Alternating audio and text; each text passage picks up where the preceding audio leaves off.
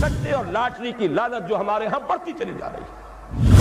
یہ کہا جا سکتا ہے کہ واقعتاً سود تو ایسی شے ہے کہ ایک دفعہ اگر اسے ہٹائیں گا تو زلزلہ ضرور آئے گا۔ ہمارے نزدیک وہ زلزلہ بہت مبارک زلزلہ ہوگا جو سود کو ختم کرنے کے نتیجے میں آئے اور اسی سے خیر برآمد ہوگا۔ لیکن یہ جوئے اور سٹے اور لاٹری کے ذریعے سے بھی کوئی زلزلہ آ جائے گا۔ اگر ان کو ختم کر دیا جائے تو قیامت آ جائے گی، جسے قرآن کہتا ہے رجس من عمل الشیطان۔